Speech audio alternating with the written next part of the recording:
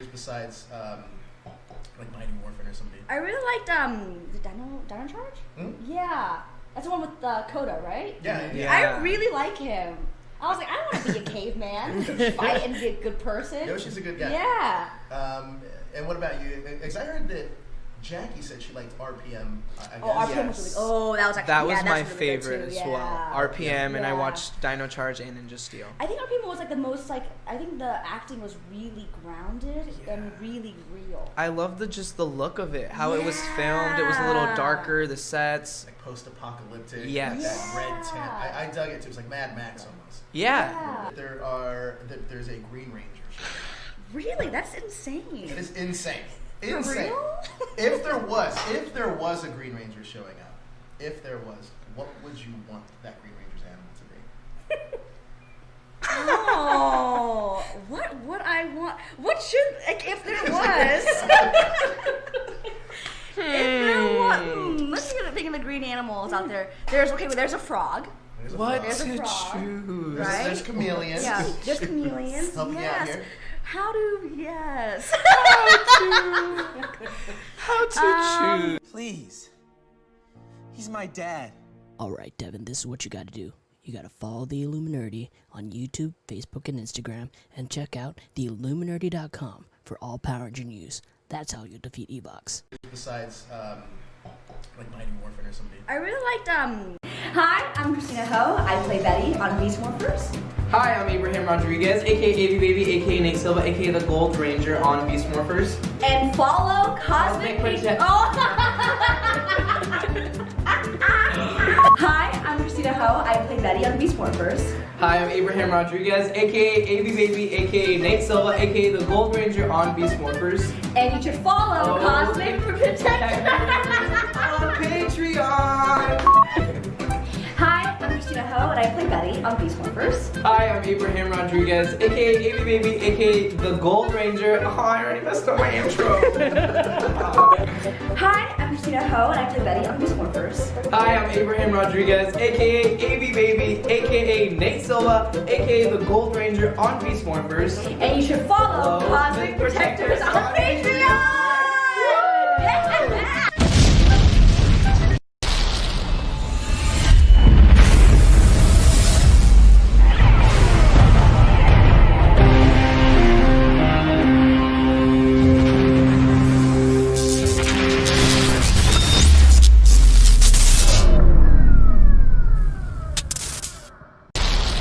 About the episode before, it's really the penultimate episode before this big team up episode. Yes, we've already seen the team up, but we're saving that for tomorrow. I am Joe, joined by Goldar. That's right. So this really was a clip show, but we want to thank you guys for joining us on this Friday afternoon out here in LA. But Friday or wherever you are, thank you so much for joining us and sharing your love of Power Rangers, because they are doing a lot of things right. But this was a clip show that we got today, or a couple days ago, Jezzer. And I thought it was a pretty good clip show for all intents and purposes, but there were little things that kind of threw me off. Like what? Like some of the added on voices. That was a little, some of the voices that they got people to do to reprise characters that we already knew. I thought that was a little jarring for me. I definitely thought that, is it wrong to say it was lazy? Is that a... No, I don't think that's a. I mean, I don't know if it's lazy necessarily, because they knew that they had to re-record all that audio. I think it's lazy that they couldn't make it fit, though, personally. Yeah. But other than that, I do like the trip down memory lane of taking us through some of the villains of the past. Hold on, the sound. So when you were talking, did you hear an echo? I did, but I don't hear it anymore. Okay, hold on. Now they hear the echo, so it's who gets the echo. I think Joe gets the echo. I don't hear the echo anymore, but Now you do. thank you guys so much for joining us. Got Metal Ryan in there, Sam, Toku, Kid, who should be on the show with us. Are you at work? Thea Games, thank you guys so much for joining us. Yeah, we're here to just kind of gush over the episode, talk about it, review it, get your guys' take on it, because we love you guys all so much. But yeah, I thought it was a decent little clip show. Look, at least one of the better clip shows we've had in a very long time. Yeah, yeah. I mean, it didn't start. It didn't feel like a clip show in the beginning, and then when they started, just they had that little viewing screen, like, oh yeah, here's Korag, here's, and they're like killing the names. Like I don't know, I don't like what's that? That was me. Sorry, I just wanted to see how the audio. The audio's Hold bad. on. They said. What He's the? fixing it. He's fixing it. He is Oh, he said fixing. there you go. There an audio Right. delay. So there we go. Yes, this was a clip show. We're going to talk about tomorrow. We're going all into the crossover with our own crossover ourselves. Yeah. We're going to be joined by some of our compadres right here at the Illuminati. Toku Kids joining us. Obviously, Jezra and myself will be on there, possibly Corey. But then we're also not reuniting, but uniting some other Power Ranger media outlets that you may know, like Heirloom, like Ranger Command Power Hour, like Toku Chris. Who else is going to be in Ranger there? Liz. With Ranger Liz, the Morphin Network. So that'll be a lot of fun. But yeah, let's talk about this clip show real quick because we want to build up to tomorrow's episode.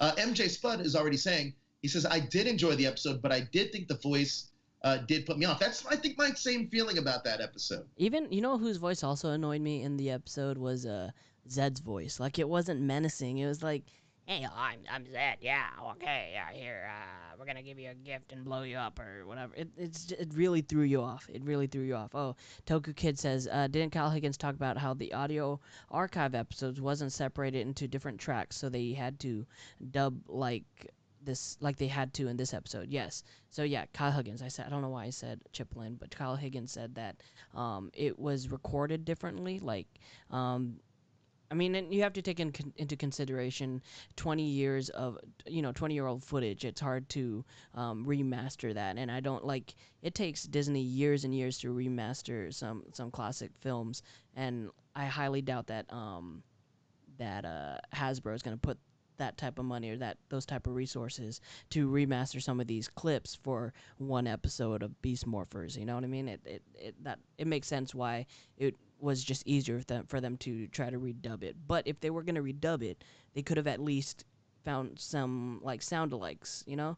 Or for someone like Kerrigan, you could have easily brought, if you knew he was such a pivotal role for this whole crossover arc, you could have easily brought him in, have him hit some VO booths over here in LA, and just send some audio that you wanted. I mean, especially when he's a big part of the plot. You know what I mean? Yeah, I think that there are definitely a couple workarounds that they could have done. Bringing Kerrigan back probably would have been a must, if especially if Goldar is going to be one of your main villains for that big team up. I definitely think they should have splurged a little bit and try to get Kerrigan back. The other caveat to that, though, is that they didn't necessarily need to remaster the footage. I think what they should have done is kind of like distort the footage a little bit where it's still the original audio, and make it seem like it was something that was hard to get on the screen or whatever. That way, it would have been excusable to an extent, taking that original footage and original audio. I think there's definitely ways around it. I just don't think that they were looking for that.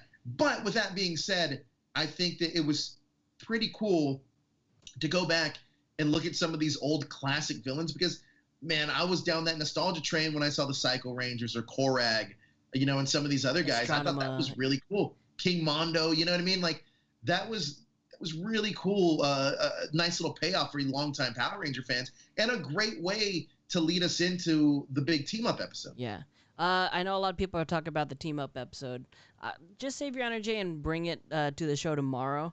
One thing that I would like to say about this arc that we've had, even from an episode like when they opened up the Ranger Vault, would you say that it's fair to group all of these together and count this all as the big Dino crossover versus just that 120-minute episode?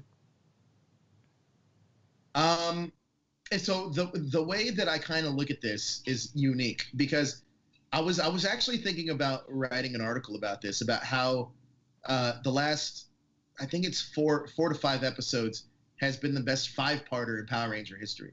Yeah. And I know it's not necessarily written, at least it's not titled that way, but let's get real. It's definitely like a 4 or 5-parter thing. And I think for the chunk of episodes that it has, at least in modern day, at least in modern day, this is the best grouping of episodes that lead into each other. Yes. And if you're talking history of Power Rangers, I mean, there's great two-parter episodes for sure. But if you're looking at this as a whole, the build-up has been there. They even did a smart way. I think this is a very smart way to do a clip show with incorporating it into your main storyline. I thought that was really smart of them as well. I think that if we were to put this in Marvel perspective, I think that these last 4 episodes is kind of like Avengers Infinity War. Like everything is like building up towards something, right? And then I agree. and Endgame is, Endgame, we get that massive big team up fight at the end. That's what Grid Connection is. So like Right, and we're holding our reviews on Grid Connection because we're gonna be sharing those live tomorrow with our fellow Ranger Nations. Ranger influencers in the community. Like we said before, Toku Kid will be on with us. Heirloom is going to be on with us. We got Ranger Command Power Hours coming on with us. Toku Chris is going to be on with us. There's a few invites out to a few other people, so we'll see what happens. I think it'll be a lot of fun. It is going to be a lot of fun.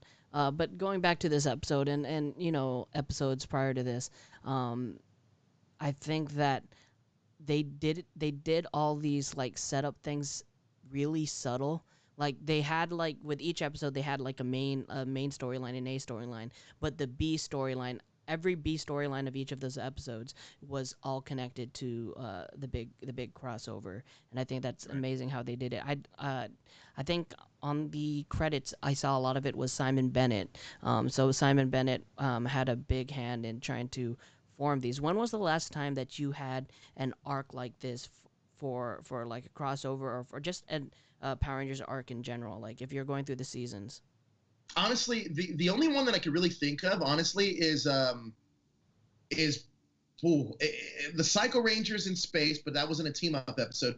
But probably the one that they did in Lost Galaxy was really good, where it was that team up episode. But the difference there, what they did with Lost Galaxy, it was more the fallout. Like the team up was the backdrop, and the fallout is what was the important stuff. Yeah. And I thought like that was a great way to do it for that time. I thought that was brilliant. Other than that, though, I don't necessarily know we've gotten a team up that kind of led itself so well by the previous episodes. I guess we got a taste of it a little bit in Ninja Steel. Mm-hmm.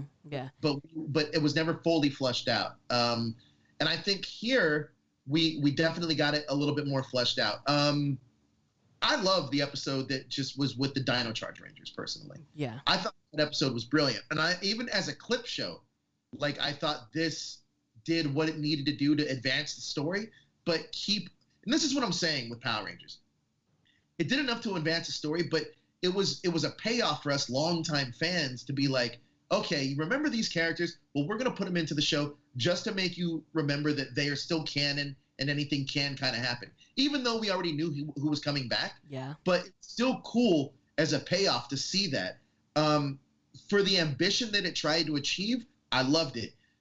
I think certain parts of it failed in execution because of the voiceover, but that's just being really nitpicky of me. Yeah. Other than that, though, I thought the episode was solid. Did you? Because in this episode, didn't Camille have more lines in here? It seemed it. It seemed like she did. Again, I was told that was a voice replacement, but I'm not 100% sure yet. But I'm still trying to figure out. But I was told by one of the other cast members that was a voice replacement. Yeah, and one thing that I thought was, I don't know if it was just a way to wrap things up. So we had Sledge and his crew in the episode, and they got brought in the previous episode, and they were able to just like kind of like take care of that portion of the team really quickly. And I was like, all right. So the Dino Charge team has been working pretty hard post Dino Charge season, and they easily took down that team who they were fighting for 2 seasons in their series, and it was just like nothing to them. I thought that was pretty cool. I thought that was pretty cool that we got to see two sets of Rangers doing 2 separate things within the same episode. And I think that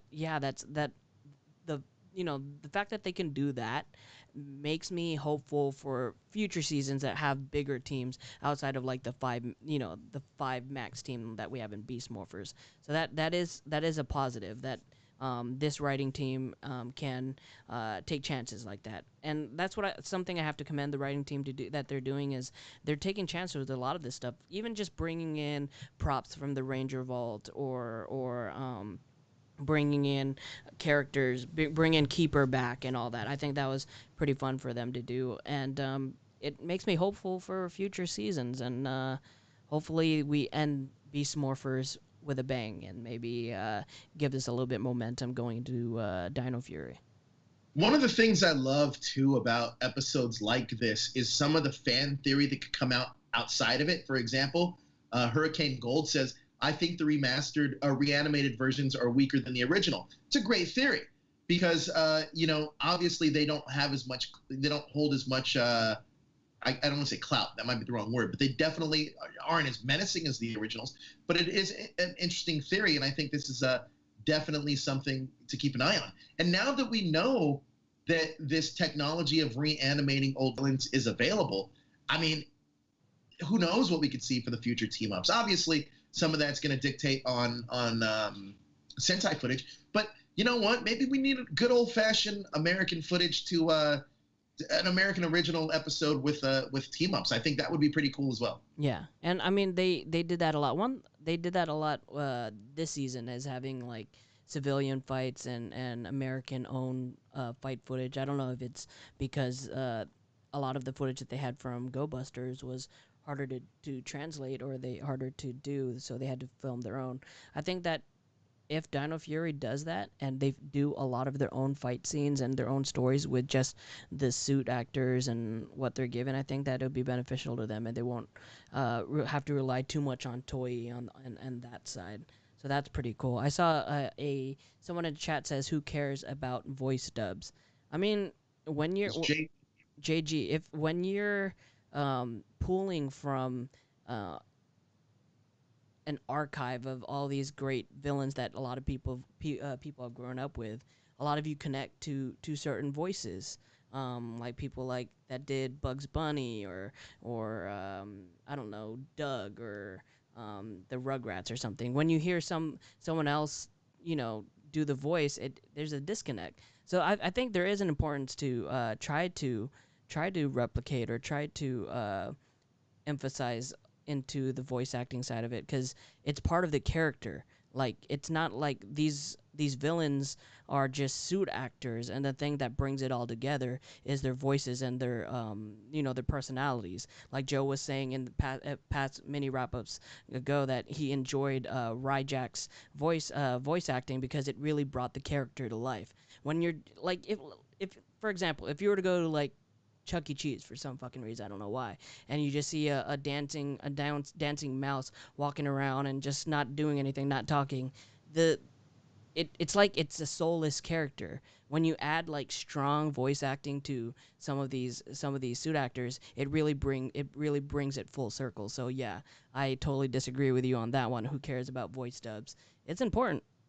Now, as far as voice dubbing Rangers, yeah, I mean, they don't have super distinct voices, but it still helps bring this push the story forward. So I totally disagree with you on that one.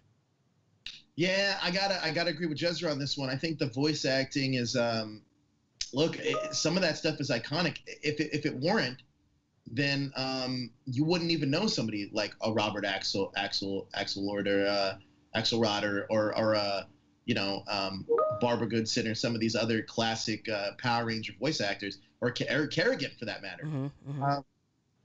I think, Jezza, you hit it right on the head. It really brings the character all together. Look, imagine, do you guys remember in Dino Thunder when Tommy was invisible and it was just his voice? Yeah. Like, you can still know that it's Tommy. You're still down with it. But then in SPD, when they did that team up, they used what's his name? The place Trent. What's his name? What am I blanking on his name for? Jeffrey Perazzo. They used him to voice Tommy for the team up episode, and it sounds different. You know what I mean? So it took me out of it. Like, oh, that's not really Tommy. You know what I mean? Exactly. So I think that's definitely something. I mean, again, a super nitpicky thing. It's just a longtime fan thing. But overall, I think it's a great way. If people aren't familiar with the lineage of Power Rangers, it's a great way to catch people up to speed, and maybe, hopefully, even get them intrigued in past seasons that they might seem entertained by. Because I'll be honest with you, that whole Korag sequence that was happening in Mystic Force was one of the highlights of Mystic Force. And it almost made me want to go back and watch the series because they cut that clip together. And I was like, oh, man, this is a really, like, deep series. And I wanted to go back and watch it. So, looking back at like just the footage and thinking about what they did with the storyline, I was like, man, that's actually like a solid story. Like, wizards fucking suck. Like, that's a stupid theme. Yeah. That's a stupid theme. But if it was like knights and stuff, and like, you know, I think that's really solid. So yeah, like going back through these clips made it bring it back home. And I love the fact too, like they kind of like they glaze it over, but they are very concise with of building up these villains. For example, I love the fact that, like, well, if we bring Lord Zed back, what's to say he won't turn his back on all of us? And it's like, great. That, you know what, that I almost appreciate that, because when we got domesticated Zed, you know what I mean, he wasn't that menacing. I feel like just that one line alone made him more menacing. Yeah. Of saying that. Or even Psycho Red, about how his whole goal was just to kill a Red Ranger. Again, or maybe not kill, destroy a Red Ranger. But I love the fact that they give you this tight bit of information. Now it makes you as a fan be like, wow, I like this series. This dude is that badass. Like, I want to go back and like kind of explore that. I hope that it did some of that with some fans that maybe have glazed over some of those old series before. Yeah, I mean, and what did it take? One line in a script, one line to give to Blaze or Roxy, who aren't really doing much because they're always in. It's always the suit actors. It gives a lot. It pushes it forward. It pushes forward this season a lot, and it pushes forward this episode a lot by adding quick lines in there. What would you rather have them saying? Oh yeah, he's cool, and then that's it. It doesn't like this actually like amplifies the story a little bit more. One thing that, like, I'm being nitpicky, but one thing that I remembered towards the end of Goldar's run, wasn't he kind of a pansy? As soon as Rito got in there, he was like not as menacing and scary as he was. It became the Vulcan skull of the Bendora's palace. You know what I mean? Exactly. So I was like, oh yeah, we're gonna the biggest and baddest guy we're gonna bring back is gonna be Goldar because he's the best. It's like, I mean, there's plenty of other people you could have brought back. But you know, this is just an experience for us. This is an experience for you guys too. So I'd love to get your guys' take in the chat. What you guys thought of that episode. Right now, we got Tone Robinson says Ryjack was dope. Jared Hodges agrees with us. MJ Spud says, I personally believe that voice acting is more important than the actual quality of the show sometimes. Couldn't agree more. Mm-hmm. Sometimes that voice acting and some of those lines are just that iconic, especially for something like Power Rangers. Let's see. We got Blackwing. He says that Jeffrey did a pretty good job of voicing Tommy. It was close. Sam says, this one's for you, Jezzer. Do you think that Thrax will be in a new season of Power Rangers Dino Fury and will become the main villain? I think that'd be a cool idea, though. Yeah, I think like the rest of the Ranger Nation or the rest of the fandom, we have chosen to forget that season of Power Rangers. Oh, how dare you! I actually like Thrax. I like that team up, and I like Thrax. I thought Power Rangers Overdrive is something that you bring up in like a therapy session with your therapist. And like, oh yeah, I really love my childhood and what I liked. There's something happened in my childhood that really fucked me up, mentally. I think it was Overdrive. So we all push that. We push that down. I don't think Overdrive is the worst season. I'm gonna go back, watch it again, and I might do this with some of these folks that are in the chat. But I might go back from episode 1, get me all the way to at the end of Beast Morphers or Dino Fury, whatever we're on at that point to get there before Morphicon. Good luck, buddy. We got a few more in the chat. We got a Hurricane Gold says, just imagine all the kids that will find out how big the show's legacy really is. Wow, this is going fast. It was the same with Legacy of Power.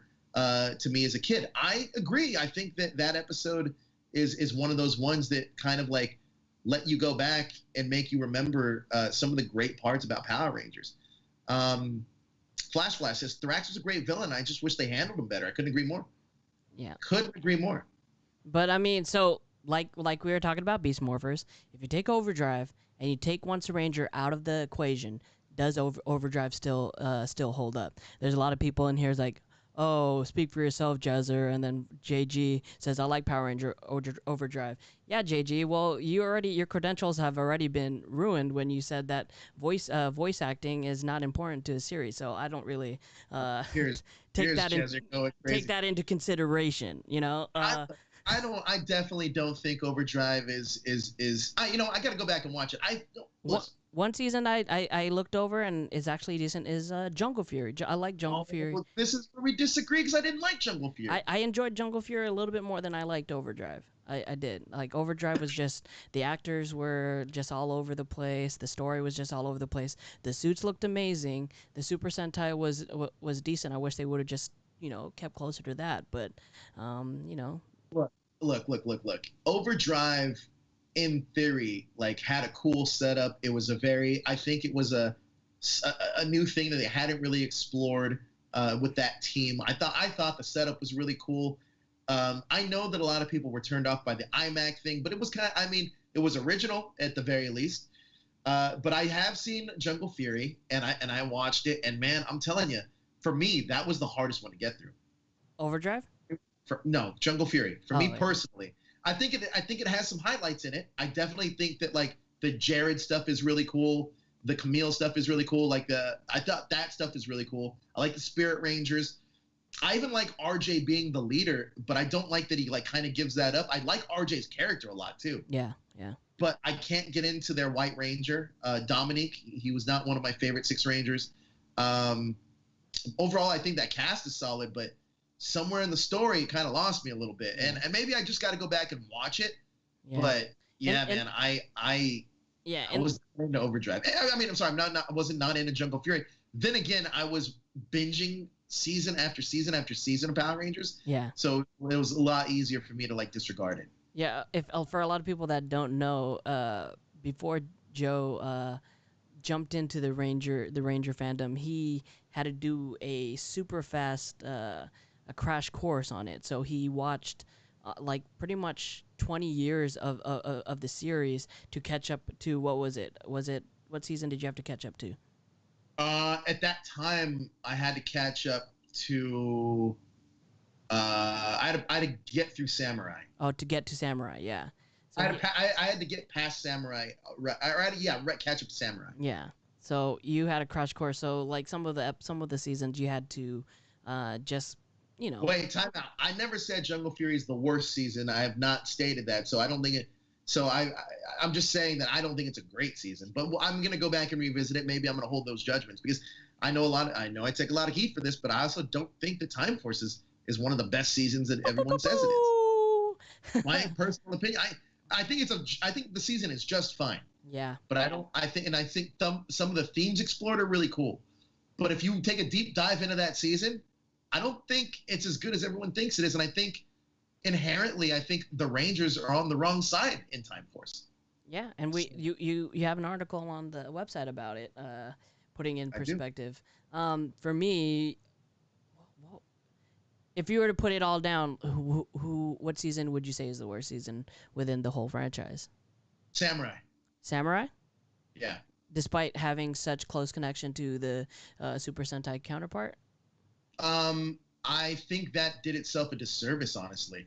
I think that Samurai is one of the weaker seasons. I think that I don't think it necessarily holds a candle to the past, and I don't necessarily think that, and it's trying to really build itself on some of that nostalgia, and I don't think it quite works. I mean, Megaforce kind of does the same thing too, but I think especially with Super Megaforce, there's certain episodes that I think stand out a little bit more, that are a little bit better.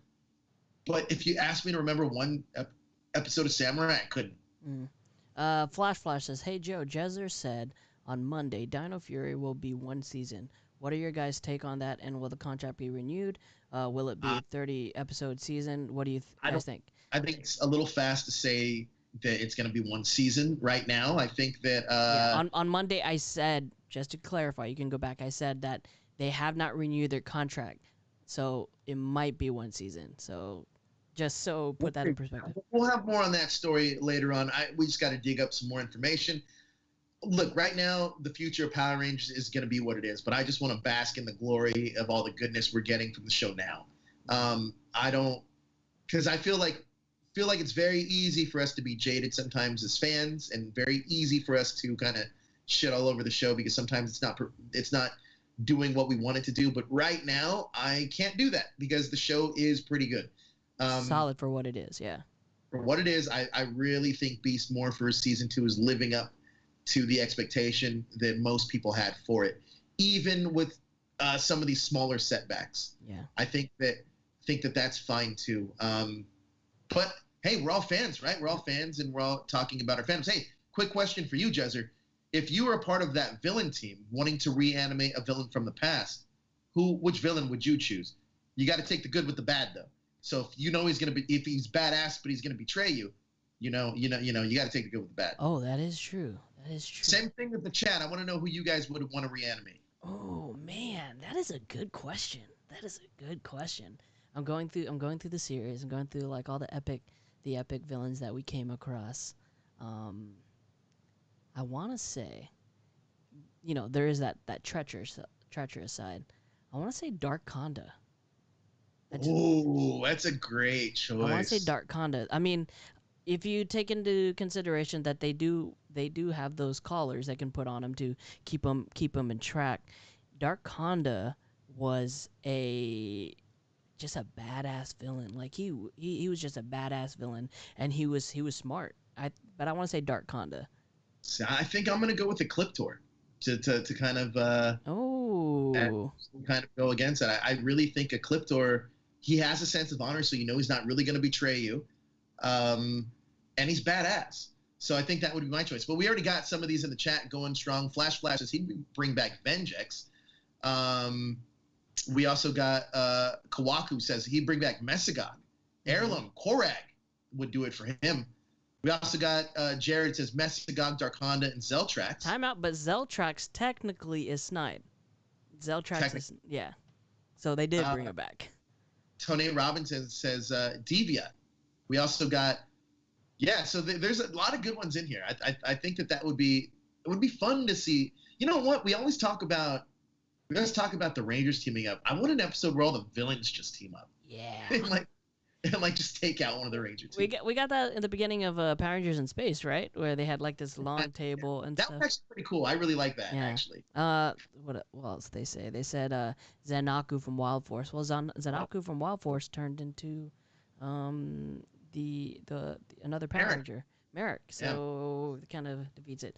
Ooh, Ivan Ooze. Mikey wants Rito. Oh, Rito?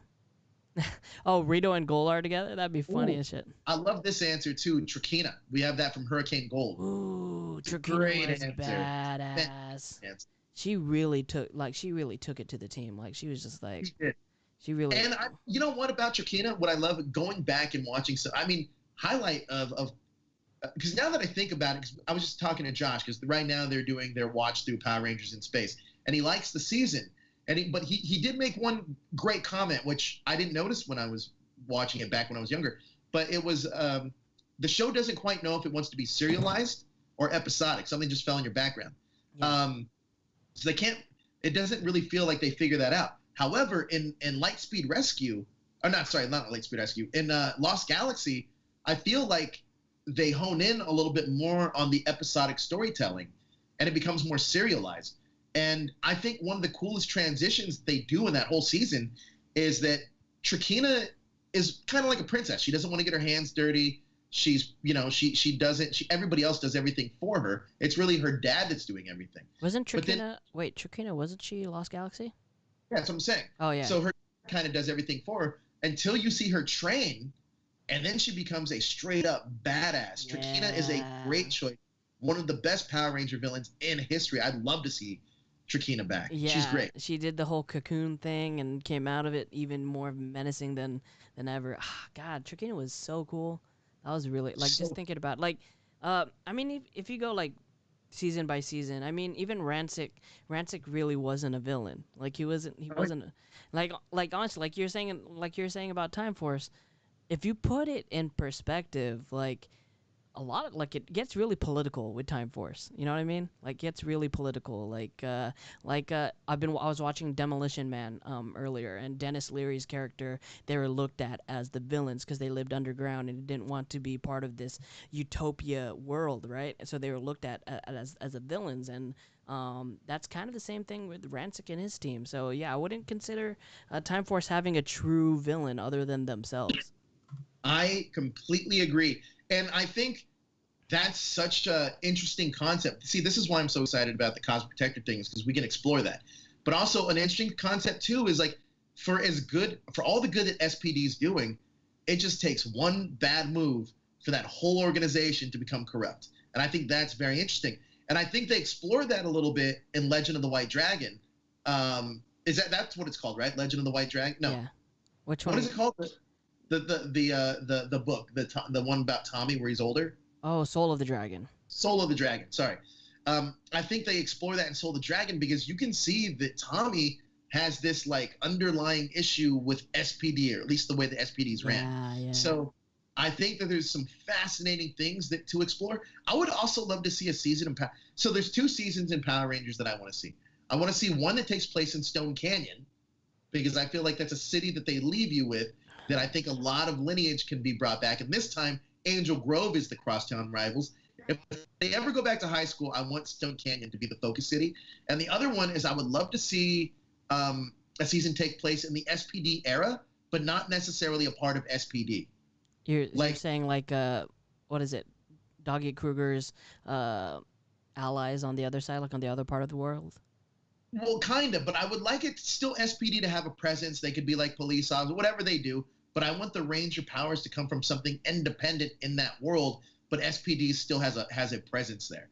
That's kind of where we're focusing Cosmic Protectors. But I always find that kind of stuff very fascinating. I think there's a lot of cool things that we could the stories that could be told. Let's get to some of these chats, because I love that they were firing people up and talking about some of this stuff. Toku Kid, our Illuminerdi brother, he says, bring back Lothar. He got screwed dying in a jar on Mesogog's island. True story. Mm-hmm. True story. He did not get a death worthy enough of a villain of his status. We also have Sam. He says, Austin St. John or Johnny Young Bosch might be back for Dino Fury. That's not confirmed. I don't. Yeah. What is that like? Like you can't just type stuff like that and then just not have any. I mean, Austin St. John maybe, and Johnny Young Bosch maybe, but like that's a very bold statement. Get to some of these other. Here we go. Arlem says Lupin versus Pot Ranger. What Pot Ranger would be perfect for that one. I agree. I even figured out. I think I have a decent way of adapting that one too. I don't know. Like you're talking about it like an adaptation. If they were to push that season forward, I think right now that Lupin and Power Ranger would be very hard. Too on the nose with everything that's going on right now. Police brutality against people that might be innocent. Especially, have you seen the show? They have a weapon. It's like a baton, and like, oh, police time or something. They start I was like, oh God, this is bad. This is bad. Let's see. DBZ Central says, are y'all still affiliated with that hashtag show? No, we are not. Nope. All of us have left. Hashtag show is kind of doing their own thing with a whole new group of people, but all of us that you remember from that hashtag show have come and formed the Illuminerdi, because it's stuff that we like to do and talk about. Power Rangers Cosmic Protectors team up with Dragonite or other common writers? Yes, all 100%. Common writers are going to be included. I want to get into some of these more Power Ranger centric questions in terms of the story. So let's see. I like this one. Thea Games for both Joe and Jezzer. If you had a choice to adapt a Sentai movie, what would you adapt? Sentai movies that have never been adapted for Power Rangers, I'm guessing. Oh, great question. I don't know. I really don't know. Mainly because I don't watch I pick and choose the Sentais I watch, and yeah, that's a tough one. That's a tough one. It is tough. Yeah, that's a tough one. I have to go through like all the Sentai movies. I think maybe if I was gonna do one, this one was pretty cool to see, like actually in person. Ones where they have multiple teams, not just two team crossovers, like multiple teams.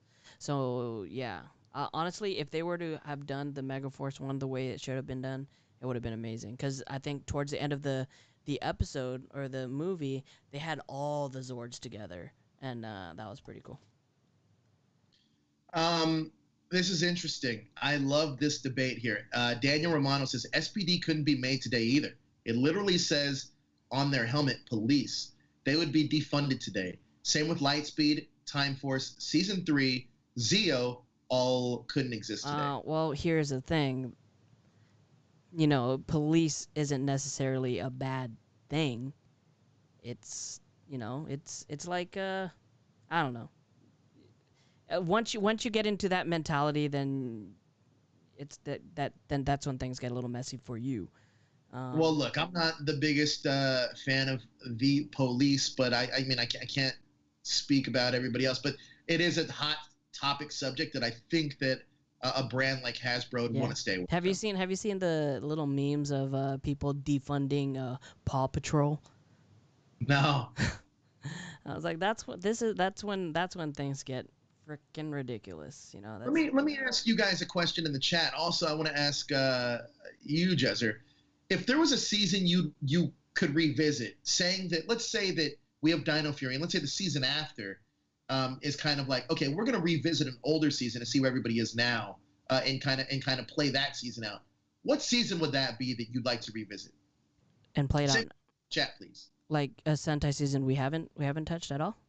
No, it could be a season. It could totally be a season that we've already seen, but kind of like a follow-up season, a sequel season would be that season. Ooh. I would say going through the past seasons. As much as I hated, like I wasn't a big fan of Wizards and Magic, I would say Mystic Force. I think that even if it wasn't a sequel to the series, maybe a prequel to the series, and explore like Liambo and his team and all that. I thought that was very. Those were my favorite episodes in Mystic Force, when they were exploring the past Rangers from that team. Ooh, I love Heirloom's response here. He says he'd go with Zeo. I'd love to see those powers again. Zeo would be super cool. Yeah, Zeo was dope. I always had a theory. By the way, my choice would be SPD. I think that, especially with the way that it's left in the comics, where you would have the Deco Ranger now with Sky, I think SPD would be the one that I'd like to do. Or even like Tony Robinson said, Lightspeed Rescue. Yeah, Lightspeed Rescue would have been dope. I think I really enjoyed those type of series, like RPM and SPD and Lightspeed Rescue. I enjoyed the grounded series. This choice from Mikey's great too. A Mystic Force prequel. That's what I just said, Mikey. Yeah, that's what I love said with Liambo and his team. Yeah. Let's see. One thing too, I kind of wanted to touch on with that question is now I feel like now we're starting to open the doors a little bit more to the past of Power Rangers. Obviously, it seems like they're more open to celebrating the past. I felt like, I mean, I don't know, Jezzer, do you feel that like before Ninja Steel that they kind of wanted to keep, because I felt like in Dino Charge was very pivotal. Like it almost felt like they just wanted to be their own thing, right? Yeah. Or at least that's the way it felt to me. Yeah. You're saying like in the current seasons how connected to the universe. Right, and I feel like Dino Charge didn't necessarily need any of those connections, nor did it really want to take any of those connections. I feel that Dino Charge was left on an island that they were like, all right, let's just start it all over again with this team. Yeah, it's true. I feel like a lot of them, like with Mega Steel, with a season like not Mega Steel, Megaforce. With Megaforce, they had to be connected to the past seasons. So the reason why it got a lot of hate is because the way that they handled it. The way they handled an anniversary season or a season like they did is that they had the option, pretty much, like honestly, their whole season, the 2 seasons, or the last season that they had, they didn't really have to put too much work into storytelling because they could have just pulled from the mythos of the 20 years or so leading up to it, right? They could have just like any Easter egg or any stone that was left unturned could have been explored within Megaforce. Like, oh, I picked up this key. Oh, that's a pretty cool character. What happened to him? And they could have explored, that story with him. And so yeah, I think that. Would you think that it's beneficial for them to not be directly connected to the mythos and have their own?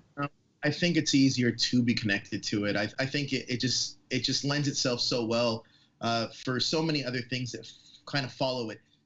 It's easier to ingest the comics if it's connected. Toy sales might be a little stronger. Erlen writes a great comment in here. He says Hasbro, I think likes to give some fan service to people, which could lead to more people talking as well as more toy sales later down the line. I couldn't agree more.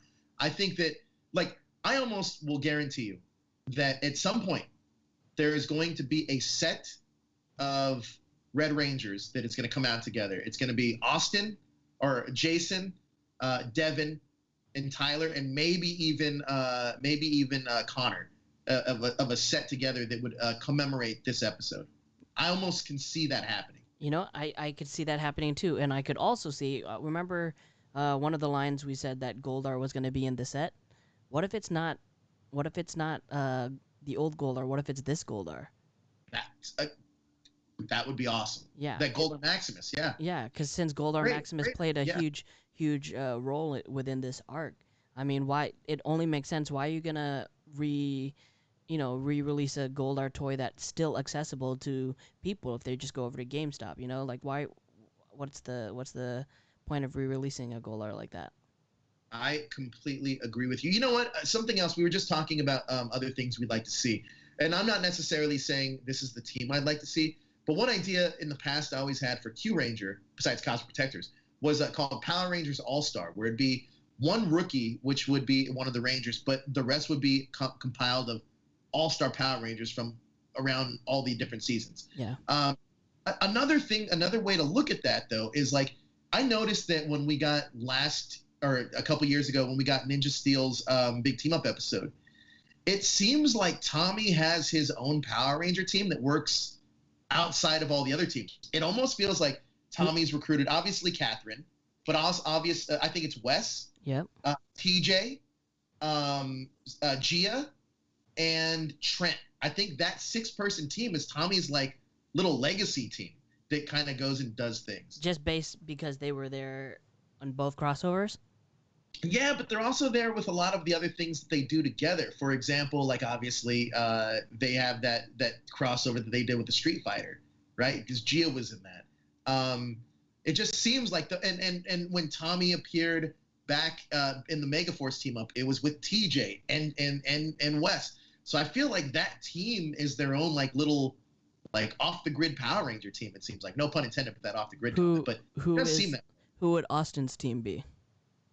I don't think Austin has one. I honestly think that Austin, the way that I always look at the way that I've always looked at Austin, I feel that like even with his Omega Ranger powers, now we're getting really deep cut into like some fan theory stuff here, but I like it. But I always think that Austin, even with his Omega powers, was kind of off being a loner, going from city to city or planet to planet, just kind of relaxing, and then would always find himself like back with whatever power he had, just trying to help out. He feels very much like almost the same exact way he rode into Forever Red. Like they don't know if he's going to come or not. Like he's kind of more mysterious, rolls up on a motorcycle and is like, hey, yeah, I'm here. Like he's always there for the fight, but you never necessarily know where he is outside of that. Oh, that's a pretty cool idea. He's like, I think Tommy comes in as a loner in Power Rangers. Tommy comes in as the loner, but he more so becomes the ultimate like team guy because he's done this so long. Whereas I think Jason's almost the exact opposite. I think Jason comes into this as a team guy, but then realizes very quickly that not everything kind of is the way he wanted it to be. And I think Jason kind of does his own thing. I always looked at Jason and he ends up being the loner character. Seeing as Saban, jumped on Jason David Frank's back to carry the franchise, and now Hasbro is leaning on Austin St. John. Who do you think the next veteran ranger is to get a highlighted storyline within the series? Man, great question. Really good question. I personally myself would like it to be David Yost.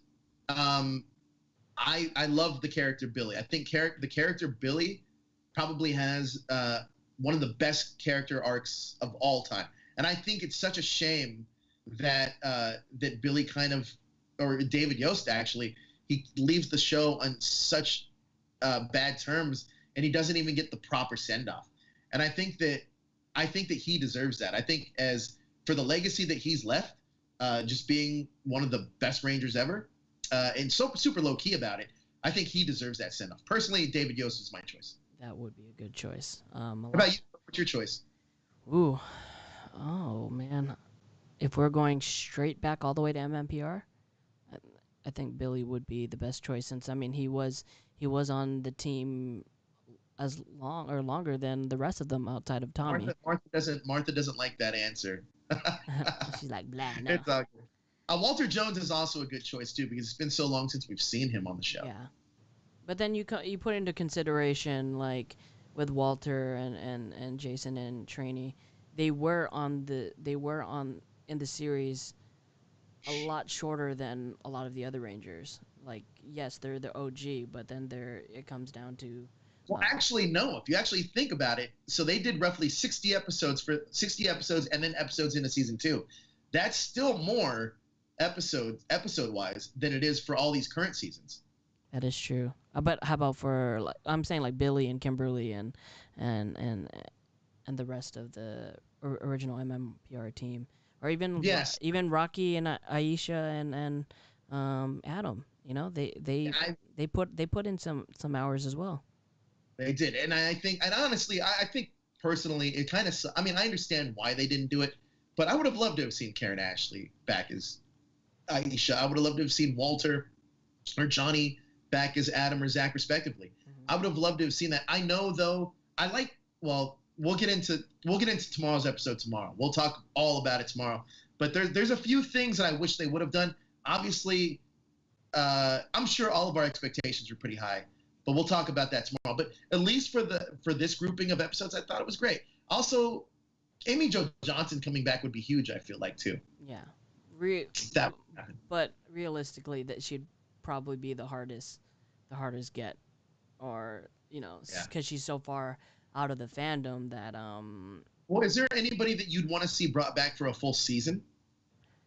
Ooh. From any season, not particularly, like, tied down to MMPR? For any season, just one Ranger that you'd want to, because they brought back Tommy for Dino Thunder for the full season.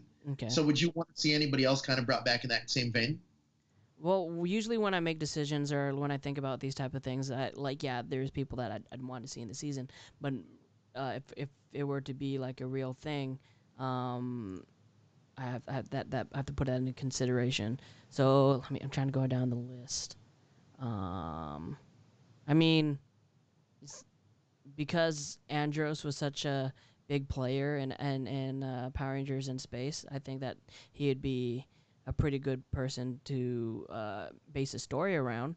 I don't know if Chris is up to it. I know he sometimes when I try to talk to him about Power Rangers, he's just like, let's talk about something else, But yeah, Chris? Yeah, I think maybe Andros. He's a big fan favorite within the fandom. Well, I can't, man. Once we start doing the stuff I want to do, there's stuff in Andros's character inherently that I think he would not be on the side of good anymore. Yeah. So if you actually, the one thing I love about Power Rangers, though, for as surface level as it is, and as formulaic as 85% of all the episodes are, mm-hmm. when they develop good characters, they really do develop good characters, and they get piggybacked on. Like, I would say that there's characters that are extremely underdeveloped, and we've talked about that even on this season with Ravi. But when they do develop characters, they develop them very, very well and concise. And I think that their legend, as it would, kind of transcends some of the other things that have been done to that character. For example, Dylan and Ziggy come in so strong in RPM. And when you think back of RPM, you think back, yes, it's one of the best seasons ever. But many fail to realize that by the end of RPM, it was a completely different show. And it wasn't necessarily the same Ziggy and Dylan that we got in the beginning. However, when you think of Ziggy and Dylan, you think of the strong episodes and the strong character development. So, you know what I mean? Like, it's give or take. And it's unfortunate because some characters I think are really, really good and had more to explore, but they just kind of didn't do much with them. And I think sometimes that's sad. Mm-hmm. You were talking about how we always belittle Ravi's character in this clip show. It feels like even the show it tries to belittle him by not giving him the respect that he deserves, even with his Ranger team. I mean, he was like, "Hey man, they're gonna rob this, and then they're doing it by A, B, and C and D. This D's gonna be next." Nah, man, you know, whatever. You honestly, we've been doing this for a year now, and you don't bring anything to the team other than being the general or captain's son. It's nepotism to the max. So we're just gonna put you aside and just not listen to you. So I think it's funny that the fandom does it to Ravi's character, and even now the show is doing it to Ravi's character.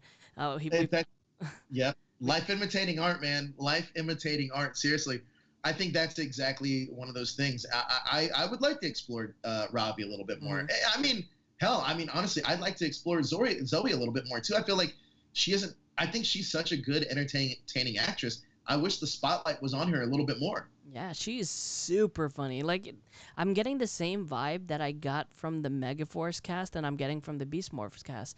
Like, everybody is super talented and super enthusiastic about everything that they do, that they get their hands on. And I mean, with Beast Morphers we see it a little bit, but with Megaforce, no, it was like non-existent. Like, a lot of the things that they were really good at and really strong at, like comedy and timing, they never got to explore in their season. So I think that Beast Morphers should and probably does, like, you know, take into consideration what they have on their hands as far as like their cast members.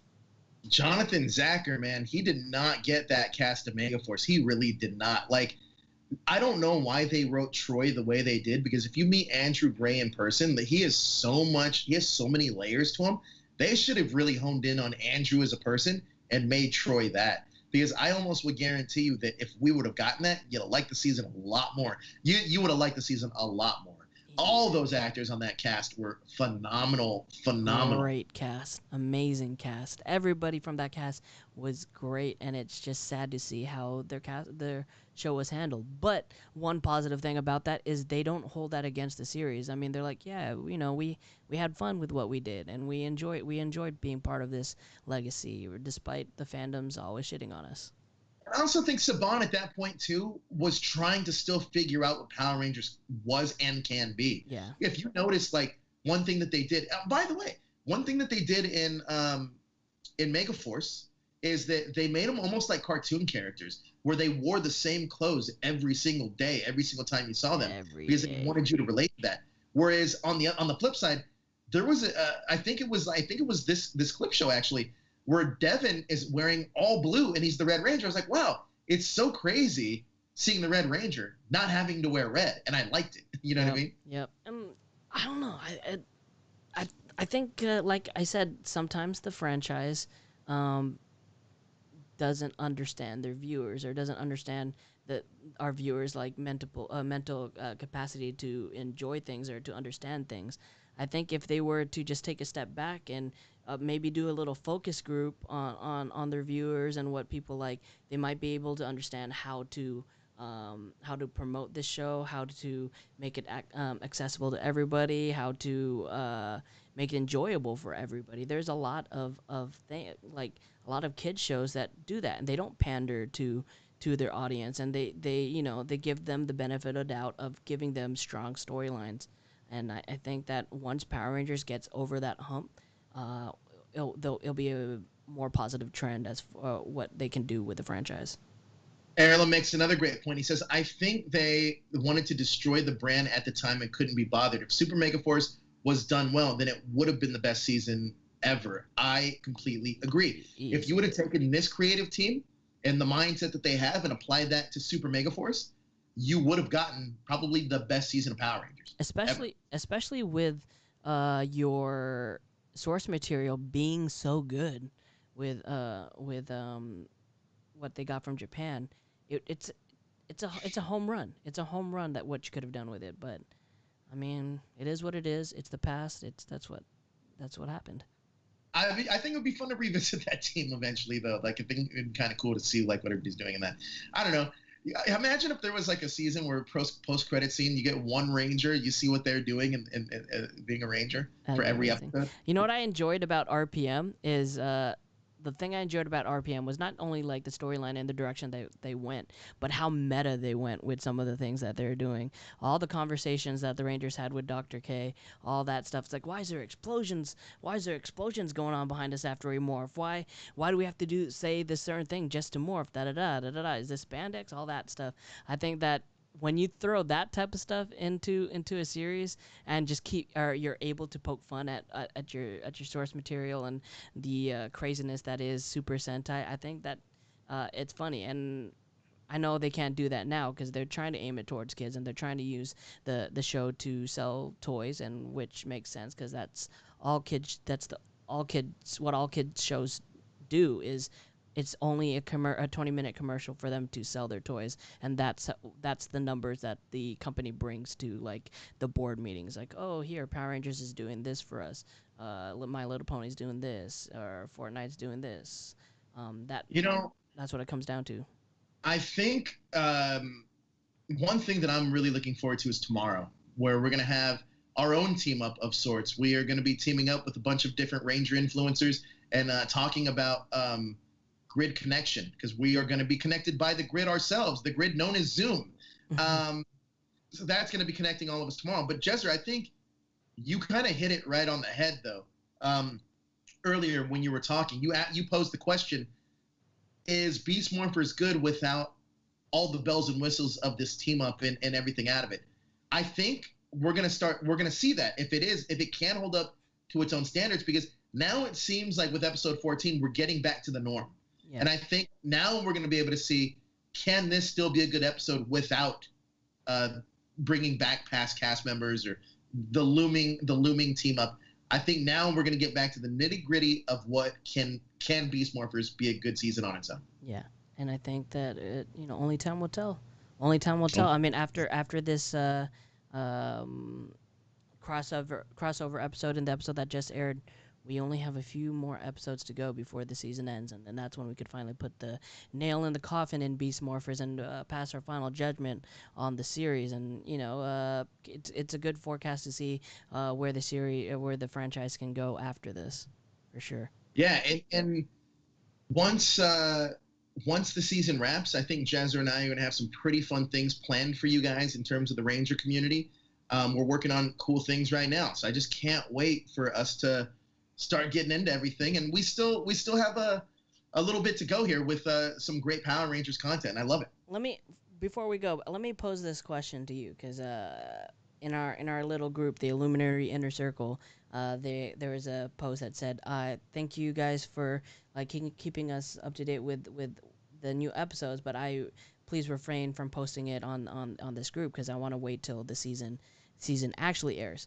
So with the UK showing these episodes earlier than the US, are we doing a disservice to us to be watching it now and talking about it now versus waiting later on into the year and doing it then? I mean, let's get real, man. Like, this is the one thing. Look, when something drops on Netflix and we wanted to do a review on it, would you just go week by week, even though people have already seen it, or would you kind of wait it out? Or there's always ways to consume content. I think the biggest struggle isn't necessarily for you guys to consume the content. It's whether or not you want to consume the content, because everybody has the option. I understand spoilers that pop up in people's feeds. I get that. That sucks. But for the most part, the content that we do, if you want to see it, absolutely you can. If you want to hold off and maybe not watch our big team up episode because you're waiting for it to air in the United States, you can do that too. That's the beauty of watching things digitally now. It's all in the choice of your fingertips. All of it's up to you guys. Yes, I also agree though. people can get spoiled randomly with things, and that sucks because it's happened to me too. But we are trying our best not to do that. Even if we post the reviews, we don't post what's happening in the episode. You can click on the review to see what we thought about it, or even on this show. You know, you can click on anything and watch us, but it's all up to you guys. You know, if people want to wait till it airs in the United States, great on them, because that means hopefully more ratings in the United States for Power Rangers to give us more content. I'm down with that. Yeah, for me personally, I'm enjoying it the way that they're doing it now is because it's so easy to access. It's so easy to consume. It's so easy to get to, like, versus when they're doing it when the show airs here in the U.S. Nickelodeon does a terrible time at like getting us the episodes. You really have to wake up and watch it. They're not with the program when it comes to like how streaming is how shows are consumed now.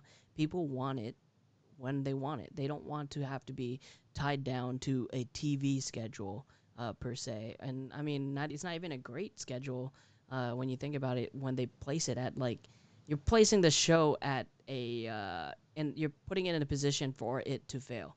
You're putting it in a position for it to fail. And then when you go back to the board, it's like, man, your numbers are really low. It's like, but you don't tell the board why it's low. Oh, we put it at this 6 o'clock to 8 o'clock window, depending on where you're at. It's like, why are you gonna do that? On Saturday mornings, 12 o'clock is the prime time. And what are you putting on there?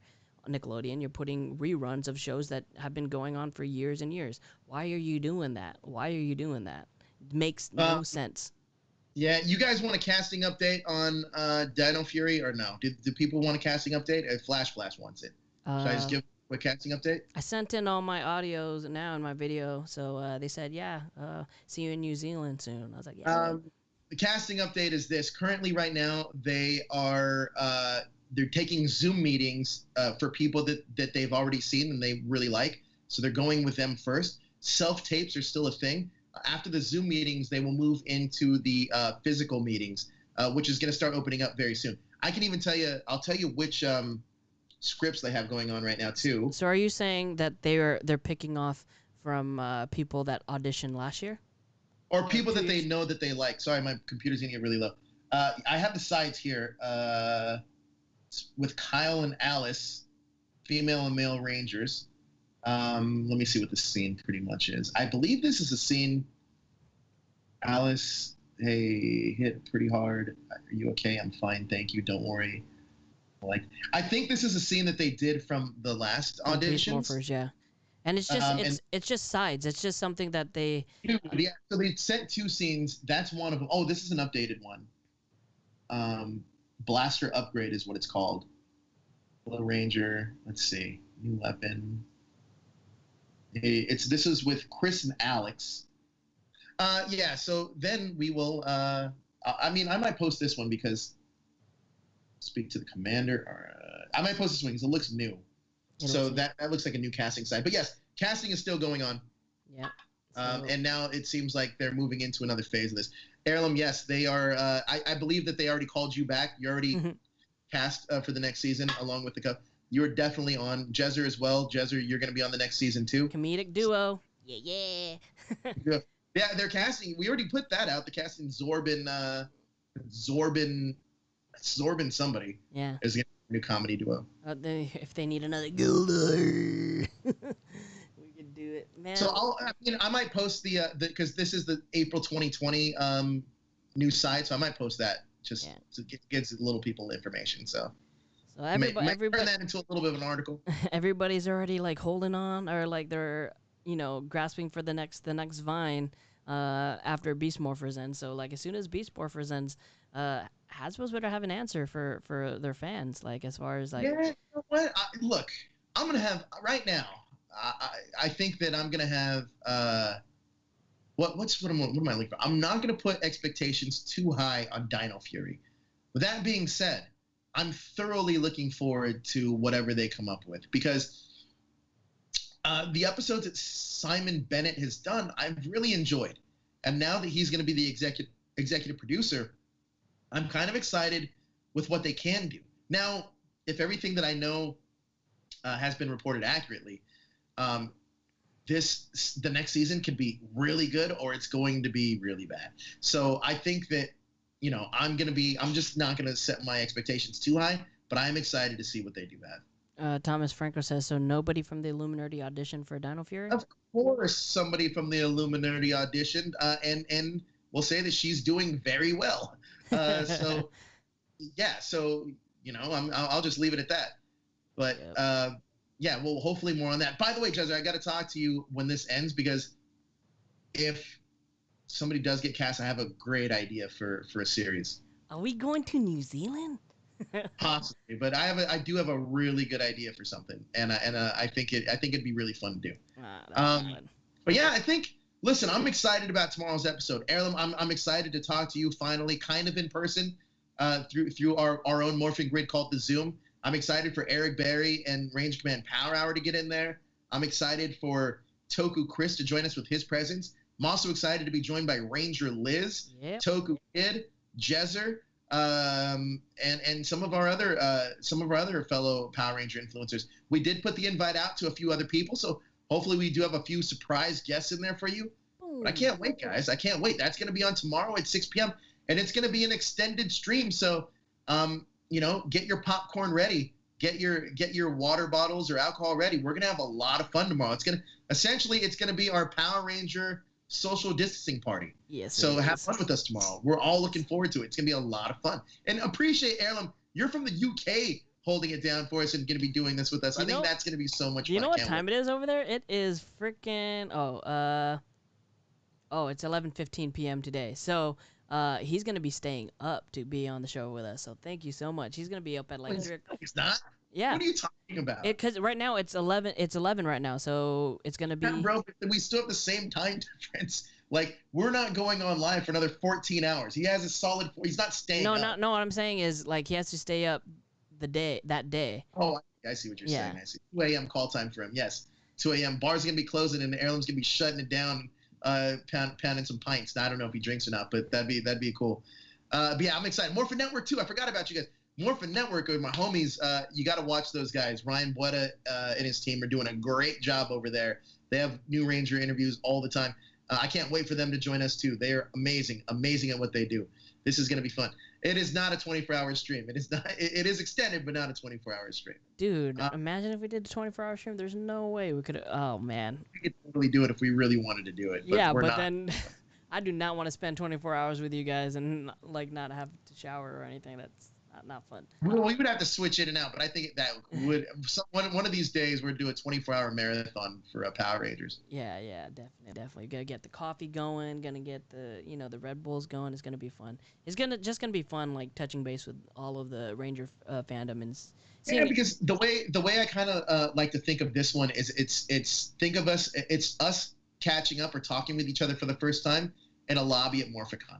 Yeah. Like this is like us being at the Hilton over drinks or tea, whatever we might have, just talking Power Rangers at the Hilton, and everybody is able to listen into that conversation. Is what this is going to be. Yep, it's gonna be fun. So you guys tune in tomorrow at 6 p.m. Pacific. Any updates on that Power Ranger article? Yes.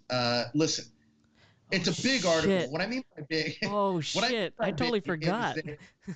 Yeah, no, I haven't forgotten. It's a big article, and I don't. I was just gonna say something. I want to be very careful with the way that it's released because I just look for all the people that are out there saying that we don't know what we're talking about or we're ruining it for the fandom. Listen, I want to be as accurate as I can for everybody, and so just give me a little patience. I promise you, the article will be worth the wait. He's got it drafted up. He's just waiting a few more pieces to be put down. It's drafted up. That's right. So it's a big article for the Power Ranger community. At least I think so. Maybe you guys don't, but I do. But it will change things, and I think that I just want to be very careful with releasing it because it's one that you don't want to be wrong about. Don't want to be wrong. You cannot be wrong. But you guys are amazing for joining us on this Friday evening for us, a Friday afternoon really for us.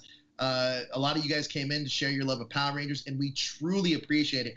And tomorrow we're going to be doing that with a lot more of the fandom, and I'm excited for that. So listen, You guys are a part of our family. We appreciate you joining us today, and we hope that you turn out tomorrow and support us then. It's going to be a lot. Spread the word. Spread the word to people that haven't joined the Illuminerdi yet, and let them know all their favorite Ranger Nation members are going to be in here tonight, and you're going to talk about Power Rangers on a Saturday night. It's going to be fun. It's going to be fun. Saturday night Power Ranger talk. Yeah, I'm going to have a drink or 2 or 3 or 4, so it'll be a lot of fun. Yep. All right. Well, thank you guys so much for watching. Joe, you want to close this out? Yeah. Thank you guys, as Jezer said, so much for watching. We would appreciate it if you hit that like, share, and subscribe button. Also, hit that notification bell to keep you up to date when we go live and when some of our other fellow cast members here at the Illuminerdi go live. We have a great wrestling show with Nate and Jay. Yeah. If you guys are wrestling fans at all, they are the most entertaining duo you will see. We also do a Retro Ranger show, and that's usually Daniel, L, and Josh. Josh is a huge sci-fi fan. I would go as far to say a sci-fi guru. Elle just got into Power Rangers through this show, and she's loving it. And Daniel's been a long-time fan, so it's great walking down nostalgia with them. And right now, they're currently on Power Rangers in Space. So check that out. And you can catch Jezer and myself most of every Saturday right here at the Ranger Wrap-Up. But this Saturday is a special episode that we're going to be joined by a lot of other Power Ranger influencers like Ranger Liz, Heirloom, the Morphin Network, Ranger Command Power Hour, Toku Chris, Toku Kid, Jezer, myself. We're all going to be together doing this, and we hope you guys join us too. But that's going to do it for us, guys. Thank you so much for joining us. And no, we are always watching.